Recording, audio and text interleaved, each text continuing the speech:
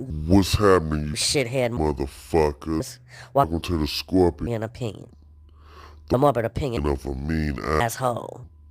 Commentated by the mean asshole. So roll it up and smoke it up. hit the Like button and subscribe. Cause it's going down.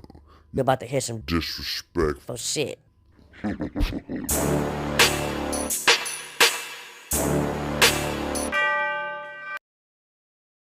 When I was born in 1971. So I grew up in the 80s. I saw the beginning of hip hop. I saw how it started from a seed and grew up to a tree.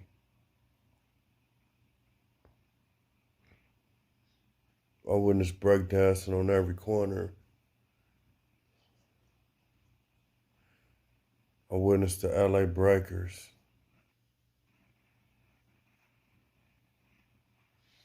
I witnessed the New York City Crooks. Hip hop actually started in New York. West Coast got a piece of it and personified it.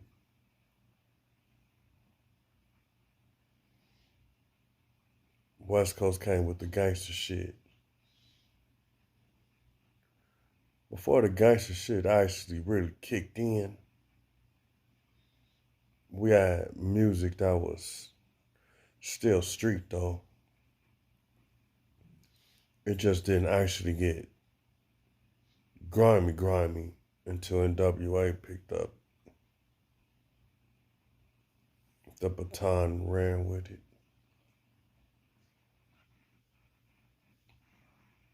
Then there was a man that used to fuck with New York, but actually was from the West Coast.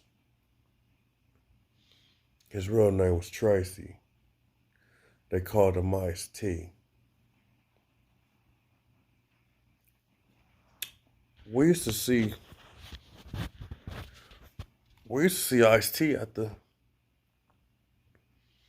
running out the Fox Hills Mall. Remember I seen this nigga run out the Fox Hills Mall one time. Whole fist was bleeding, jumped into a Porsche with a fist full of jewelry. Later on, I heard this motherfucker on a single. 6 in the morning, police at my door. Fresh Adidas squeak across my bathroom floor. Out my back window, I made an escape. Didn't even think about my old school tape.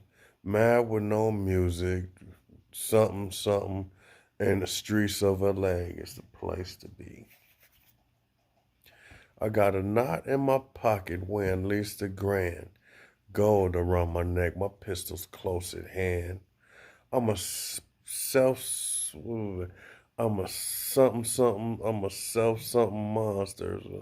I don't remember. That shit was hard, you know. That shit was real hard. I kind of watched hip hop take a shift. Because motherfuckers was breakdancing and head spinning, but see, what y'all don't really know, I'm about to really give you the real, see. What y'all really don't know is that the police broke that up. It wasn't, motherfuckers wasn't on no gangbanging shit. It was crews, you know. You have Venice, they was dancing. You had different neighborhoods had their own shit. You know, you had the LA Breakers on Venice Beach and shit. Even our neighborhood, we had a few homeboys, like a little bit in them. Excuse me, that fucking weed. Yeah, a little bit in them. They used to motion with the LA Breakers. They was dope too. Then I had my own personal homies that was from my neighborhood. They stayed on the top of the hill, 180. That was Big C Stone, Lamont, and all them. Jules, Linwood, back in the days. Pooch used to hang around. So I remember Stone. Stone used to walk around with the Puma suits and the Kangos. See, I know these niggas. The Cazals and he always had a man with him with a big old bag stuffed with motherfucking spray paint and shit. Spray paint can. In my opinion, Stone was a real fucking artist, man. That motherfucker would take a wall and turn it into a fucking masterpiece and shit. Yeah. I remember all of that shit.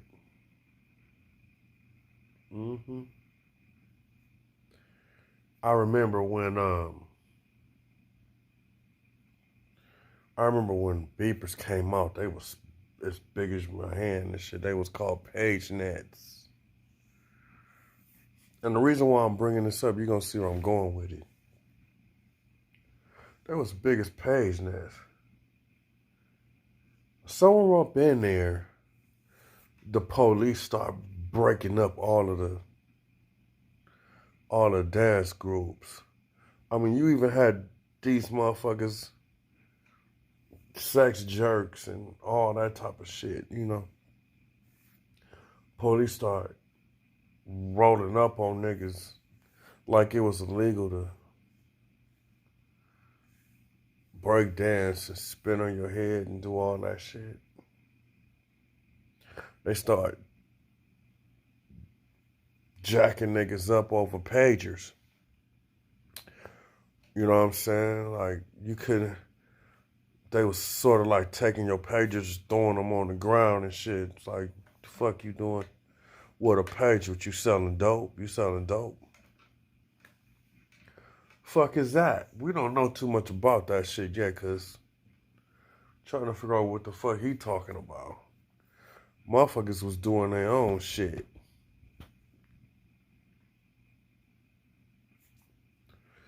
Somewhere up in there, cocaine flushed the inner cities like a fucking tidal wave.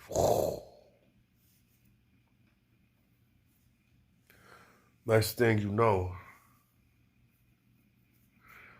breakdancing kind of,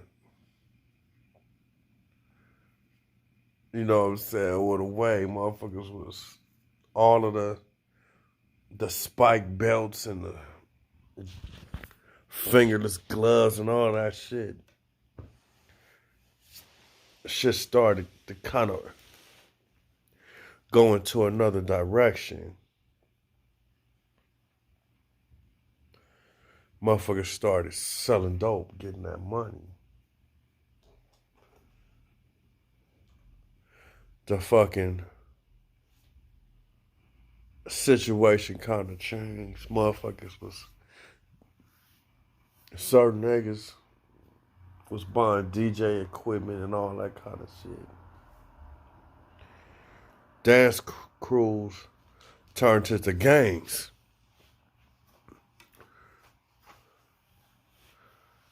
That's real shit. Sex jerks turned into gangs.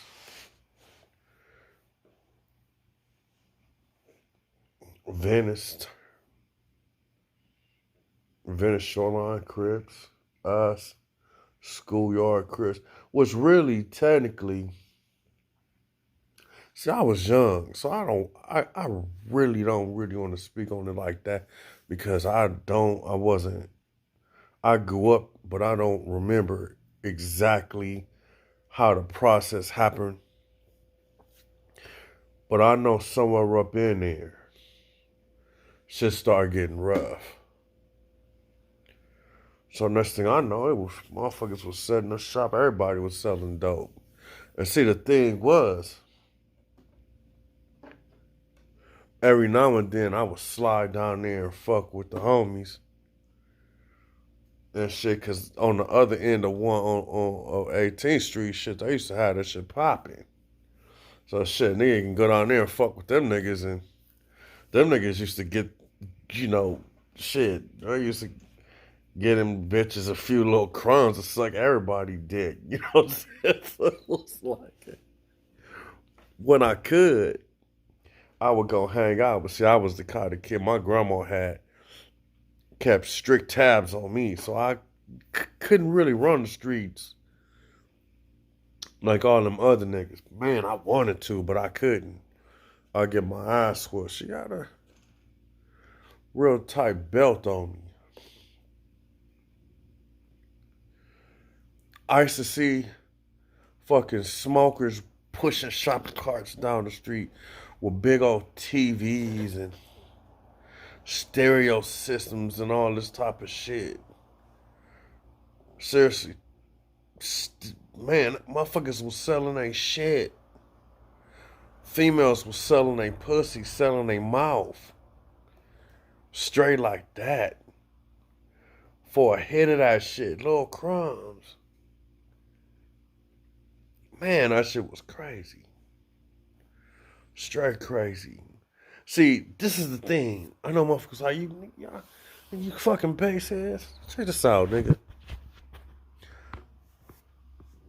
I'm old enough to tell you how it's done, nigga. See, what you do is you catch them when they first start smoking while they still look like something. They still sexy than a motherfucker, but they got a habit. And it ain't took them to rock bottom yet. And then you get some of that sweet, some of that sweet mouth. You know what I'm saying? I'm laughing because people be like, man, you took advantage of your people. Man, shut up, man. Nobody took advantage of nothing. If anything, they take advantage of themselves. They wasn't giving a fuck about themselves and shit. They was smoking that shit. Fuck it. Come suck some cock. You know what I'm saying? See, the reason why, because see, like I said, man, we didn't look at it like that. My niggas was just clowning and laughing because shit was just fun. Shit was just fun until everything started turning serious. You know what I'm saying? Somewhere up in there, shit started getting rough. So then now, gangs in every neighborhood started having money. And see, with money comes artillery. You know what I'm saying? And beefs. So you got different neighborhoods and shit that used to dance against each other and shit. Kind of sort of breaking out into their own blocks. Taking territories because, you know what I'm saying? Getting their money blocks. Guns came into play. Motherfuckers was really warring. Starting a war. I seen shit like, I seen motherfucking ice cream trucks. You think I'm bullshitting, man. I'm seeing, you could buy, there was some ice cream trucks, man. You could buy fucking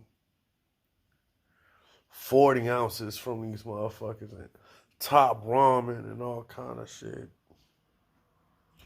I used to see the police coming through the hood selling guns. I used to see motherfuckers coming through selling Fila suits and all kind of crazy shit. Man, when crack hit, you didn't really have to go nowhere. Motherfuckers was bringing the goods to you. You had young niggas and low riders sitting on D's, You had niggas with the loudest motherfucking sounds sound like speakers in World on Wheels. Boom, boom, boom, boom, boom, boom, boom, boom, boom, boom, boom, boom. Them motherfuckers pass by your house and your window starts shaking. Oh yeah, when crack came in, oh boy, the whole world changed. That's real shit. The whole fucking system that I would say that the inner cities used to run changed. Young motherfuckers wasn't trying to get them summer jobs and all that shit. Cause see, when I was growing up, little homies, like we had little homies. You know, I'm not gonna say their names, but we had little homies. They had little paper routes and shit. Going around throwing papers, getting new shoes and all that shit. Man, when crack came, all that shit stopped. Motherfuckers wasn't about to be doing shit like that, man. Motherfuckers be out all night, serving, getting sucked up, drinking, and laughing about the shit because the shit was funny. And you'd be surprised the shit that motherfuckers would walk up trying to trade. You know what I'm saying? If a broad wasn't trying to trade her pussy or trade her mouth off, you know, motherfuckers was coming with shit they done stole and all kind of shit. Smokers was renting their cars. Motherfuckers used to rent cars from smokers and go do some things out the cars and get the smokers back they vehicles that was hot. On some real shit.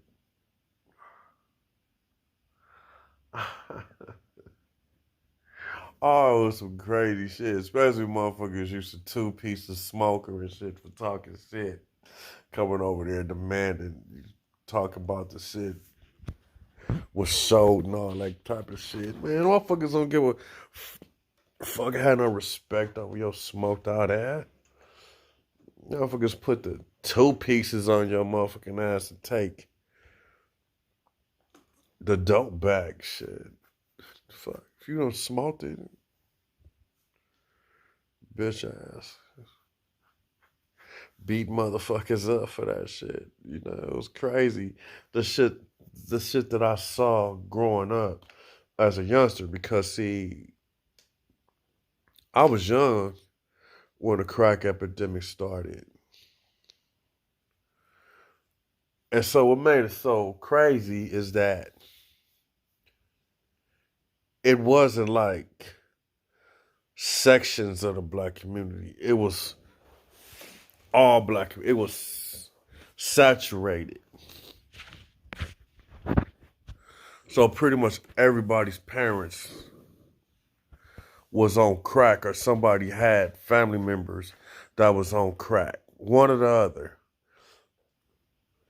And it was kind of fucked up because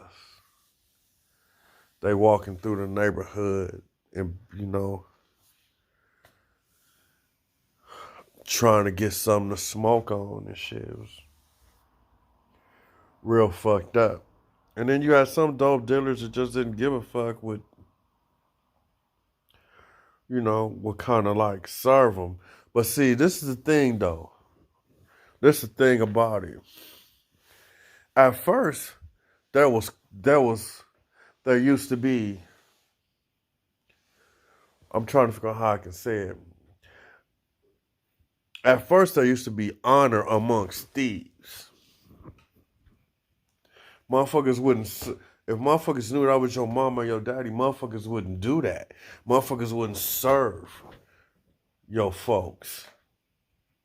And you don't serve they folks. Motherfuckers wouldn't serve the homies. It was like that in the beginning because it was like a community. And motherfuckers really wouldn't really own it like that. But it became that way. The honor amongst thieves code faded away. And it just became money, money, money, money, money, money, money. So people would say, oh, they did a Nino Brown and took over to the community. No, crack did that. Crack set the show. And niggas just was the band. If you understand what I'm saying, niggas was the entertainment. Shit just went that way. Motherfuckers keep coming to you with all this fucking money and trading their furniture and their whole life over for dope. What you gonna do? You eventually just be like, fuck it, I'm in it to win it anyway. My situation fucked up. This is my way to get my shit cracking. So you gonna start doing this shit. Slowly, things started to change. So now everybody smoked out. Now I'm gonna tell you something. There used to be a code. If you smoke, you couldn't gang bang. You couldn't be, you couldn't even be from the turf being a smoker. See, it was like motherfuckers found out you was smoking, they whooped your ass. See, things was motherfuckers used to get disciplined for fucking up. Now that I can remember, and to me that was respectable, because see, when your mama and daddy is out there smoking and running around, and you out here fucking around with your homies did. See, the thing when motherfuckers did come together and would take care of each other. And smoking, that was against the rules. Period. You don't go out there and be smoking that shit. Motherfuckers will beat your ass. Straight up. Shit different. Shit just started getting carried away. You know what I mean? It was like,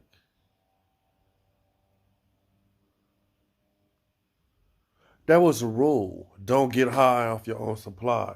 We supposed to be selling this shit. Not smoking it.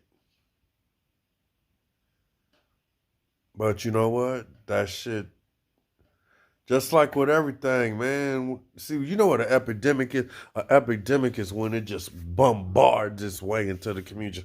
Just like that. And then it's everywhere. It's just everywhere. Motherfuckers is having shit that they ain't never had before. You know what I'm saying? Low riders, switches. Motherfuckers was doing the chinks and chong, but motherfuckers. Shit. Okay now. If you wasn't there, you don't know what you missed. It was a crazy situation because, see, like I said, remember, the start of hip-hop. When I first started hearing little elements of hip-hop,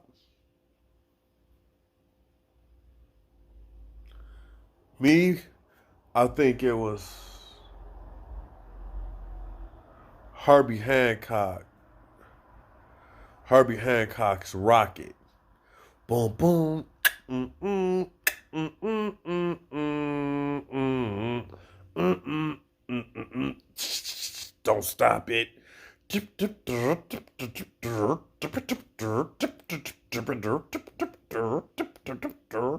Motherfuckers know that. Man, check this out. What you gonna do when you get out of jail? Now, I remember we was in elementary school. I'm gonna have some fun. What do you consider fun? Fun, natural fun. Boom, boom. All that was hip hop, man. Boom, boom. But the sounds progressive started to get a little bit more. I'm not gonna say actually ghetto. It's because that didn't really kick in yet. It was just like it was always hood, but it was more like black music. But the conditions, motherfuckers started actually showing you the conditions of which they live. Me, I want to say, I want to say, when I heard The Message by Melly Mel, that was some cold ghetto shit. A child is born with no state of mind, blind to the ways of mankind. Um, she's got a smile on, but he's frowning too. Cause only God knows what he's gonna go through. He's gonna grow up in the ghetto, live a second rate, and his eyes will sing a song of deep hate. Uh, I can't remember. Some son of a place who stay looks like one great big alleyway. He will admire all the something dope pushers, drug pistol pushers, and the big money makers. Drive big cars, spending 20s and 10s, and you want to grow up to be just like him. Then you had Run DMC, they come out with that hard times. It's spreading just like the flus. Watch out. Homeboy, don't let it catch you. And man, next thing you know, you seeing niggas running around with perms and Jerry Curl juice and khaki suits and shit. And niggas ain't walking no more. Motherfuckers passing by your house actually knocking pictures off your wall. Boom, boom, boom. Boom, boom, boom. Wake up, boom, boom, boom, boom, boom. Get up. Oh, man. I'm trying to tell you, if you're young, you wasn't there. You don't know how it was, man. Motherfuckers drive right past your house and your window starts shaking. I'm talking about earthquake, motherfucking, man. It's like, damn, where the fuck they get them fucking speakers from? Man, boom, boom, boom, boom, boom, boom. Houdini, Curtis Blow, Run DMC. Man. Oh my God. Y'all just ain't know it. The crack era was the era when niggas balled out of control wickedly. Wickedly. Had all kind of toys. All kind of guns and shit. Why you think it brought on war? Because shit, all the neighborhoods was balling. Motherfuckers was, all of us, I mean shit, motherfuckers went from having nothing to all kind of shit. All kind of toys. That's all it was, motherfuckers. And girls. Them little girls, man, be jumping all over you. They just want to fuck. I just want to get next to you. Oh my God. Boy, if y'all was there, man, you would have been like, man, I'm trying to tell you, it was crazy. The experiences was just crazy. Everybody had man, I'm trying to tell you, motherfuckers had jewelry, man. Rings, Turkish ropes with the matching earrings and shit. Hell yeah. I used to love to go to motherfucking World on Wheels and shit. But see, you had to be careful up there, though. But it was fun to the motherfucker.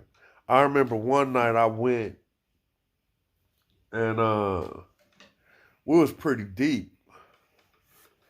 And if I remember correctly,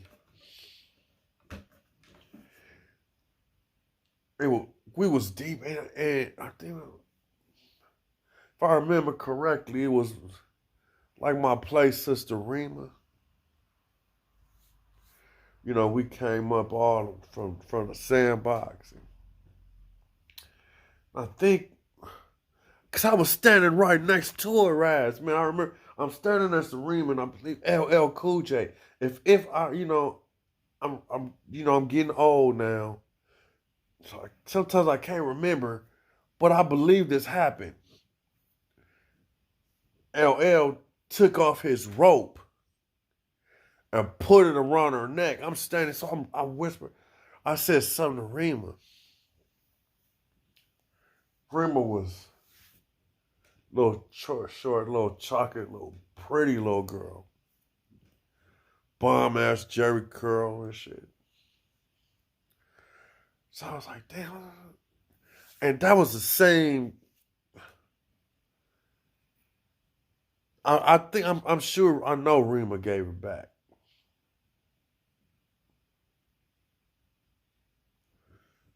And the reason why I'm saying it is because I believe that's the same night that he ended up getting chased up out of World on Wheels over this red Kango type, some goofy shit. And I guess he was throwing up 60s on his album cover or some shit. But the reason why I brought Rima up is because, man, Rima was a piece of work. That was Trouble's Low, boy. She was a real motherfucking low, but she was motherfucking beautiful. Beautiful, beautiful dark chocolate girl. Bond curl, beautiful eyes. And she was loyal to the soil. If that was your homie, that was your friend. That was your friend. Me and Rima was really close back in the day. That was my friend. That was my sister. I still love her, you know. But I remember that night. That was some crazy shit, man. Some nigga ended up getting chased out the World on Wheels, right? And he ran to this limo. I think it was Sweet Tea limo. And he tried to jump in her limo and got kicked out that limo. That wasn't his limo. So then that nigga they ended up chasing this nigga. This nigga ran all the way down to the Sears parking lot or some shit. I don't know. Motherfuckers really used to give celebrities a hard time. Cause see, back in the day, celebrities would come to Midtown. You would see celebrities in Midtown, they would kind of tape it off and they would sit there and get, man, we met Todd Bridges like that. A few other motherfuckers be all up in the hood and shit, you know. And then you had motherfuckers that used to come through the hood and buy crack. You used to have celebrities that would go down there. We used to be, I can't remember all of this shit. But it used to be a record store on, I think it was called the Warehouse or something. I don't remember, but it used to be right there. It used to be on La Brea. And motherfuckers used to go down there and have CD signings and shit. See, they wasn't like as big as life like they are now, how they be blowing them up to be like gods and they run around here like not even fucking with nobody in the community and shit. It wasn't like that then. It really wasn't like that then. They really fucked with the black community. It was so tough. Janet Jackson got her ass beat by some 60 girls at the park. She was at the park, and the 60 girls jumped her and blacked her eye because they niggas was all on her and shit. These stories I'm telling you was real West Side stories.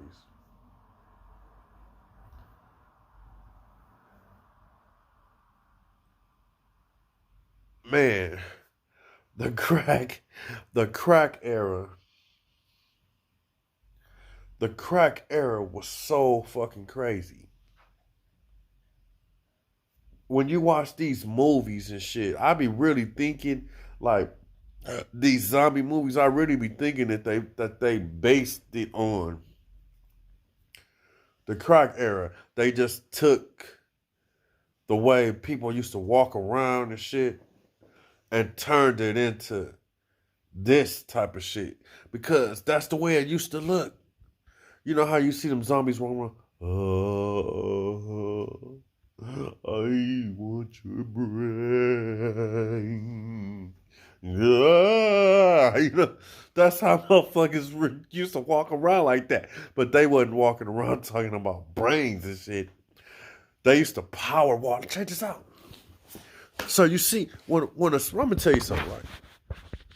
When a smoker would come, you can always tell when he trying to cop versus when he already copped, right?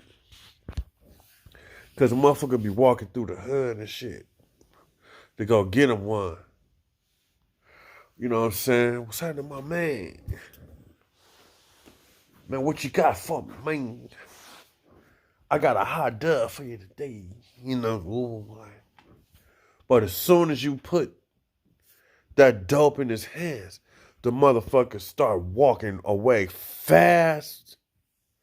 Like, do y'all remember that movie Phantasm with the dude, the tall man, and how the tall man would walk with them long steps? That's how them smokers be, whoa, whoa, whoa, whoa, whoa, whoa. Because they be about ready to go smoke. Real shit, man. Oh my God. I done seen motherfuckers sell all kind of motherfucking shit to get crack. I done seen motherfuckers turn baby bottles into crack pipes. Antennas. Man, you would go in motherfuckers' houses, right? And they TVs, if they TVs didn't have no antennas, they smoking. They have motherfucking vice grips that locked onto their TV so they can turn the channel and shit. He's smoking. I'm trying to tell you. There was certain things that you could kind of, when you was around it for a while, you could just tell. Yeah, y'all. That fucking 80s crack game wasn't no motherfucking joke. You know what I'm saying? Shit. It wasn't no motherfucking joke. Sergio Tacchini sweatsuits. Fila sweatsuits. Motherfuckers had Jerry curls, perms, 6 fold glass houses. And then motherfuckers was starting their own car clubs. The Suzuki clubs, the Toyota clubs. So motherfuckers used to take the toy. You know how you got Toyota? They would take the rest of the letters out and just leave YO. So on the back of it would be saying, yo. I'm dead serious. It was a crazy time because it was all about the flossing. Motherfuckers was having toys and having money. It's just like unheard of. Unheard of young niggas eating good, living good. But you know, like with all great things, things turn bad. A lot of motherfuckers start using the products and shit. You know, motherfuckers ODing on shit. And where there's money, there's war. So, motherfuckers affording to buy all this money, motherfuckers was putting a lot of guns on the set. So you see, motherfuckers with guns They hood wasn't the only ones with guns. Everybody had guns.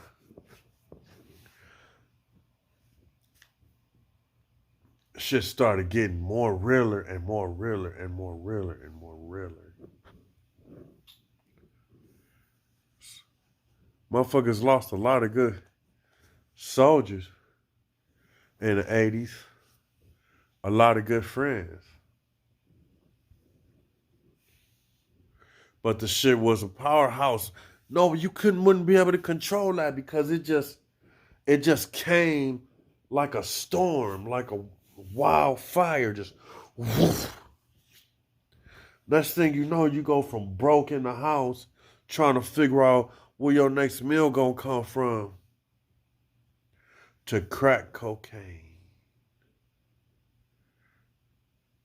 Now you gotta ask yourself, was it a blessing and a curse?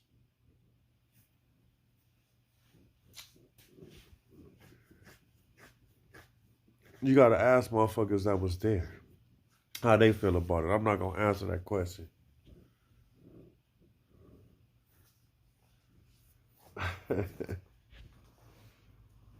Well, anyway, I broke y'all off a little something. I hope y'all enjoyed it. Until next time, I'll see y'all niggas later.